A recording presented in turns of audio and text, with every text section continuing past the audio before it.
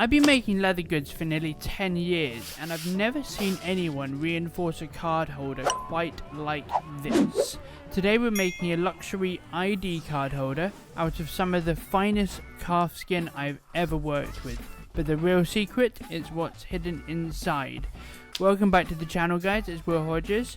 So this card holder we're making today, made out of a beautiful calf skin. This one's from Tannery Remy Cariat, I believe is how it's pronounced. Don't quote me on that. It's going to be very interestingly made. So I'm going to be using something called Veladon. You may have heard of it used in straps and used in belts and things of that nature. But we're going to be doing something a little bit different. We're going to be using it to stop the flappy bits from getting stretched out when you put your card in too many times. If you are like me and you've worked in some form of building at some point, you will have carried a card holder. You would have carried a ID card, sorry. And what do we need to carry those in? Well, an ID card holder. So that's what we're making. This is not a technique I've seen anywhere else. Most people, they'll just line the inside of it with goat or calf or something. However, Veladon does not stretch. It's polyester, so this is a polyester material. You have to sand it when you're working with it. Well, you don't have to, but it helps an awful lot to sand it when you're working with it. Especially when you're working with a water-based adhesive, which is my chosen adhesive method. But we're going to be doing something rather interesting with it. So we're actually going a folded top, turned edge if you like, at the top of this card slot at the front of the ID card holder. And we're going to be turning it over the top of the panel. But be careful when you do this at home, because you do not want glue any further down than that fold is going to be, because this is not going to be covered inside. If I had a electric splitter, which I do not have because I do not have £13,000, feel free to send me £13,000 if you would like. I'm not going to stop you.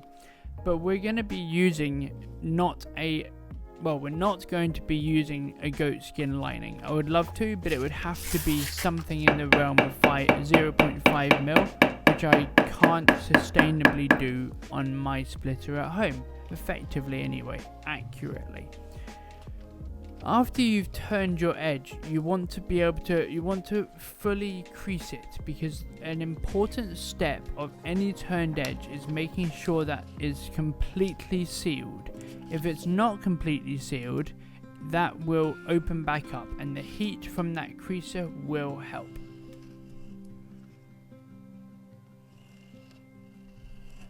You will have noticed, well, maybe you have, maybe you haven't, I don't know, that I'm not using anything to hold the pattern onto the leather or the Veladon. If I tried to stick the pattern onto the Veladon, it would fray it. It's very, very good at fraying when you are sticking anything to it. It's very smooth, it will help putting the cards in and out, but it's not great when you fray it.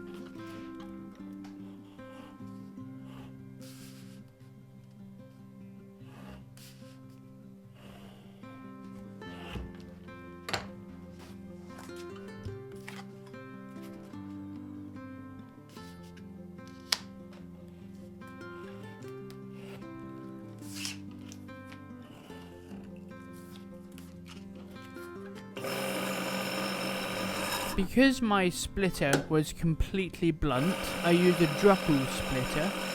It was completely blunt when I was making this, and I didn't order a new blade in time. The calf skin that I'm using, the Remy Cariat calf skin I'm using, is an embossed calf, not a shrunken calf. Wouldn't go through my splitter, which I was a bit annoyed about, I'll be honest, because this was split out exteriorly. I sent it off to a splitter, and they put it down to 1.5, which is what I need for a project that I've got coming up, so don't forget to subscribe to the channel. But it meant that I had to do a very deep beveled skive on my skiving machine, on my bell skiver. Was that a problem in the end? No, not really. Would I have preferred it to be thinner all of the way across? Probably to the point of about 0.8. Yes, I would. Now, I'm not going to show you edge painting this, simply because edge painting something so thin on camera when it's a very dark leather is really hard to film. So I do apologize for that, but there we go. Now this is a little trick that I learned and that I'm going to teach you now. If you're trying to cut out the inside, let's say you're cutting out a square or a circle or whatever, inside something else, use a hole punch in the corner. So I decided to use, I think it was a, I don't know, 3 centimeter or 2 centimeter, I don't know. But anyway, I used a hole punch in the corner because that means when you've taken it off afterwards, don't forget to tap it down so you can close the holes a little bit. But it means that when you take it off, you have the ability to cut out that inner bit without it flapping about, which is really hard to do without putting a hole punch in the corner. So I'm going to be using my Ibex Ironworks knife. If you would like a tutorial, a review if you like, I've never done a tool review, but if you'd like a tool review on this, let me know in the comment section down below and I'd be more than happy to do it. I just don't know if that's content that you guys want.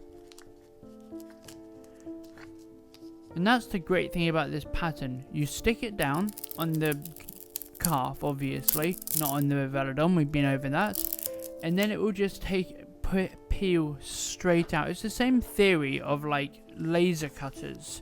They will cut out the inside bit first and then the outside bit. We're doing the opposite so that we can cut out the outside bit before the inside bit.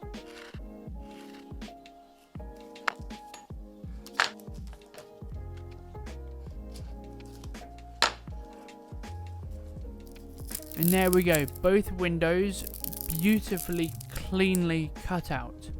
Now, one of the great things about using this Veladon on the back, and this video is kind of a reinforcement tutorial if you like. So, the Veladon on the back, why did we not use bonded leather, or why did we not use something else that you guys are going to ask me in the description, in the comment section down below? Well, Veladon doesn't stretch, but more importantly, Veladon is ridiculously thin. You do not want something flapping about on your belt like your ID thick. You just don't. So I wanted, I'm using the royal we. I wanted to use something as thin as possible whilst being completely non-stretch, and that led me to Veladon. The Veladon is 0.2 millimeters thick. It's very, very, very thin, and it cannot stretch. It's impossible. So this will outlast all of us.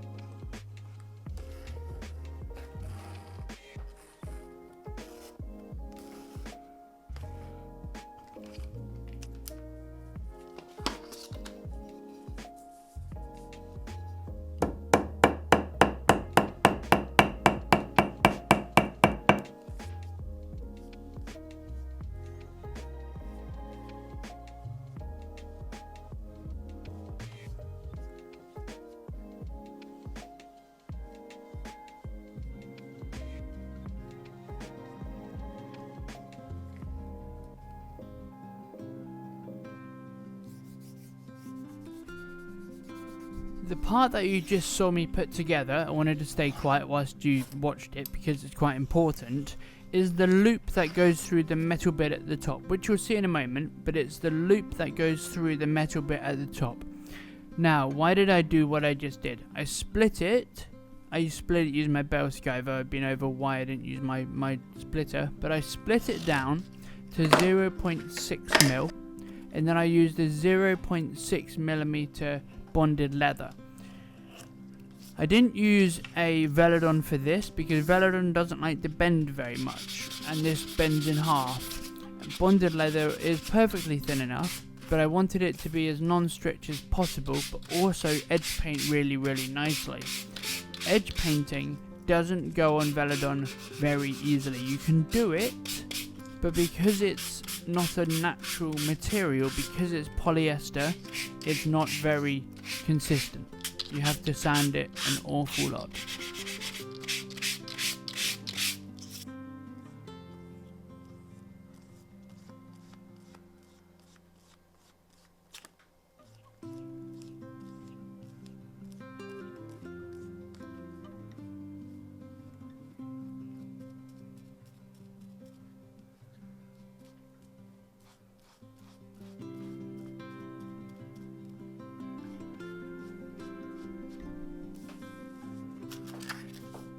Now, one of the things about this calf leather, this Remy Carriat, it's beautiful, but it's ridiculously soft. It's been milled, I believe. Don't quote me on that, but I believe it's a milled calf skin. Now, what does that mean for this? It means it's really soft, which makes it beautiful for certain things, but when you're trying to keep an ID safe, it is not perfect. I didn't want to put bonded leather in there and thicken it even further. So I didn't want to get Veladon all the way to the edge because it makes it really hard to edge paint it. So what I used was some Veladon in the middle to give it the stiffness behind the ID, but not on the edge. I was quite pleased with that. Came it up on with it at the spot. I don't think that was English.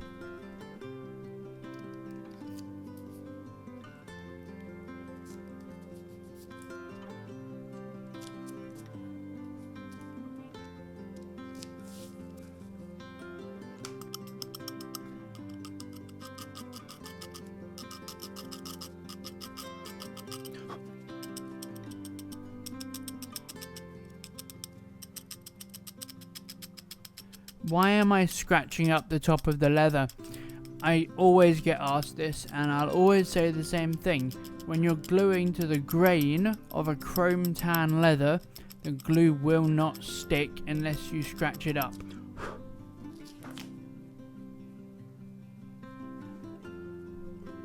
So you want to use a sharp knife, or you want to use some sandpaper and rough it up.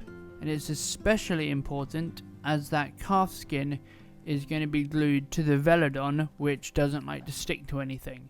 So you have to be really diligent in the way that you glue grained calf, chrome tan grained calf to Veladon. You have to be really diligent on how you do this.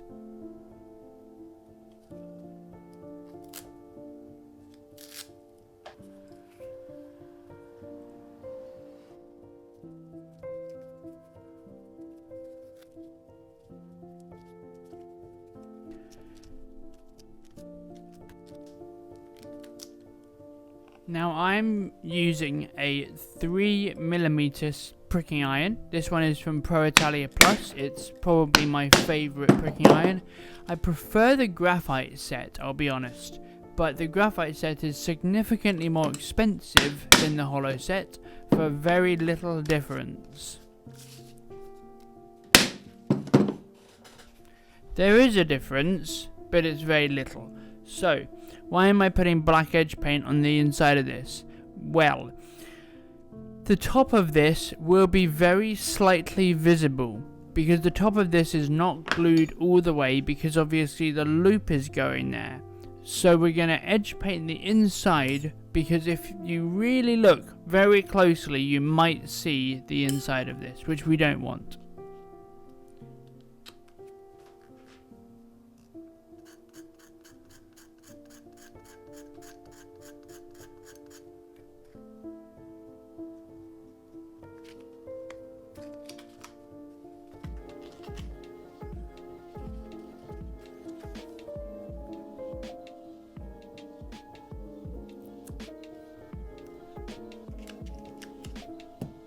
Do you remember that loop I was telling you about? That's what this is. So the pattern that I made has the length of this perfectly.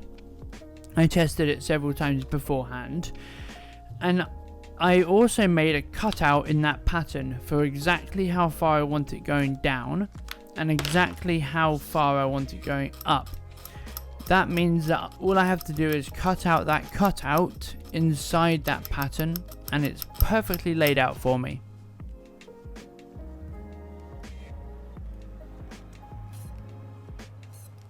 In order to get a slightly more beautiful transition, I did decide to skive the back of that off. Yesterday's video, if you want to go back, has a guide on how to hand skive leather. So that was up yesterday, the previous video to this. So go check that out if you want to learn how to hand skive like a pro. Because apparently I'm a pro leather worker.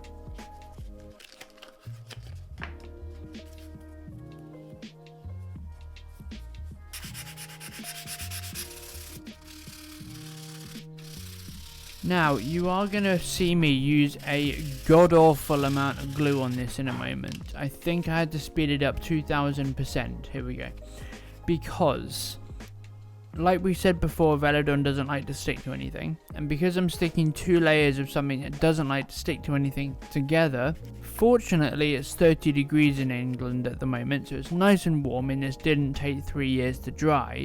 However, I did decide to use quite a lot of glue just so that I could guarantee this would stick together. And then what you don't see after this is the fact that I put it underneath my slab of granite overnight so that it would stick together 100%.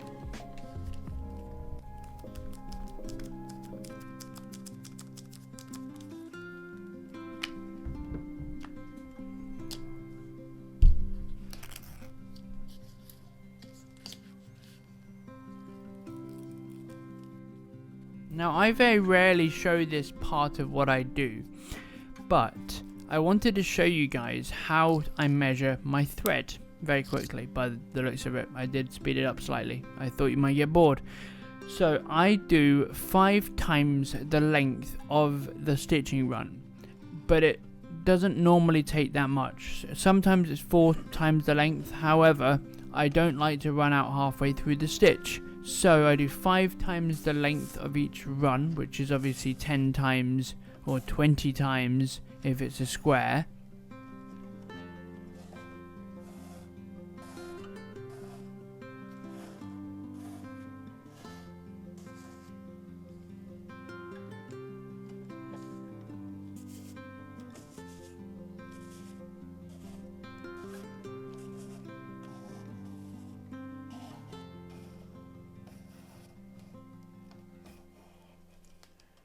I often get asked, how do I terminate my threads? Well, I pull it between the layers of leather. I then hammer it down and snip off the end. Then the edge paint that I put on afterwards seals that in.